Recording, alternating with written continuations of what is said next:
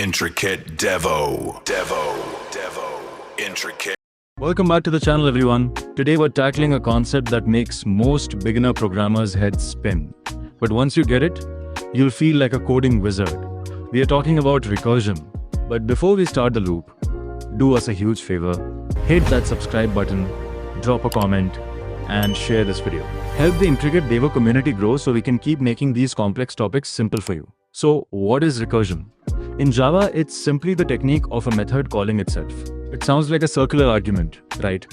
But it's actually a brilliant way to break down a massive, complicated problem into tiny, bite-sized pieces that are way easier to solve. Think of it like a Russian nesting doll. To get to the tiny doll in the center, you have to keep opening the larger version of the same thing. The best way to see this in action is with factorials. You remember from math class, 5 factorial is just 5 times 4 times 3 times 2 times 1. But look at it through a programmer's lens. 5 factorial is really just 5 times 4 factorial. And 4 factorial is just 4 times 3 factorial. See the pattern? We are performing the same logic over and over, just with a smaller number each time.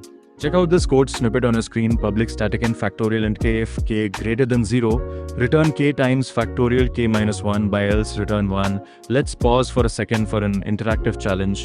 If I call factorial 3, the computer doesn't get the answer immediately. It stacks a task to do later. Factorial 3 waits for factorial 2, factorial 2 waits for factorial 1 waits for factorial 0. Here is the question for you. What happens when we hit 0? If we didn't have that else return 1 line, what would happen to our computer's memory? Drop your thoughts in the comments right now. I want to see who knows the name of that specific error. That return 1 is what we call the base case or the halting condition. Without it, your method would call itself forever, diving into negative numbers until your program crashes with a Stack Overflow error. Every recursive function must have an exit door.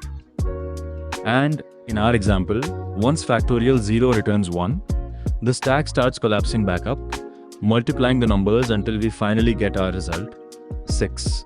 Recursion is tricky because it requires you to think in layers. My advice? Experiment with it. Try writing a recursive function to sum all numbers from 1 to 10 and see what happens.